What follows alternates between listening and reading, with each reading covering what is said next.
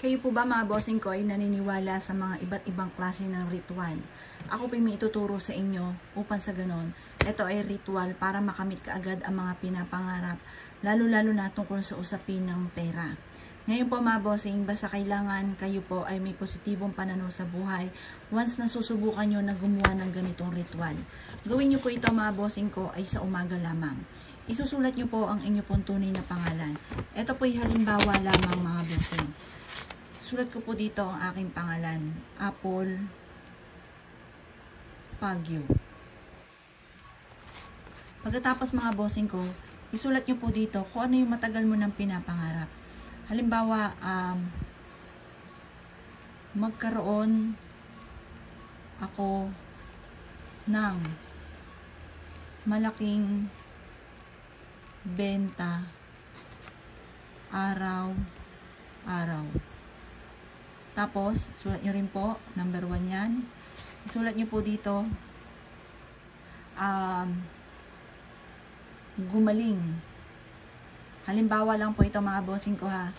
Gumaling ako at ang aking asawa at anak sa aming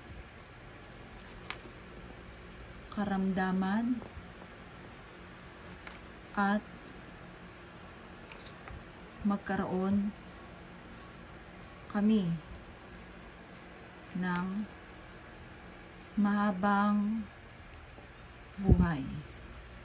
Isulat nyo lahat dito ang lahat ng gusto po ninyo.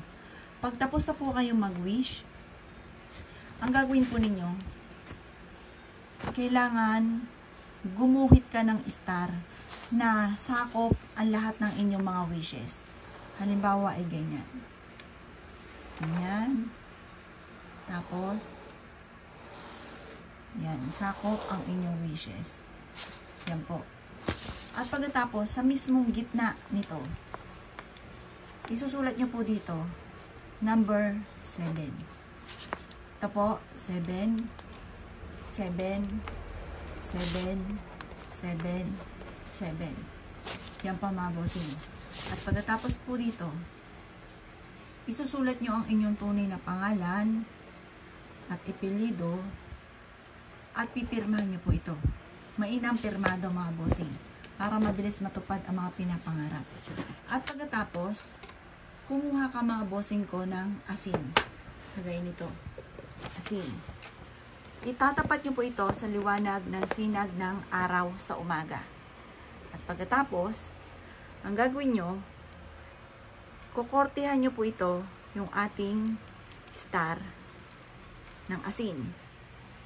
Kukortihan nyo po siya yung star. Yan. Hayaan nyo siyang mabilad sa sinag ng araw. Yan. Matutupad lahat ang aking mga pinapangarap. Siksik-liglig at umapaw at maraming blessing ang darating. Ganyan po mga bossing. Ibilad nyo ito hanggang alas 8 ng umaga.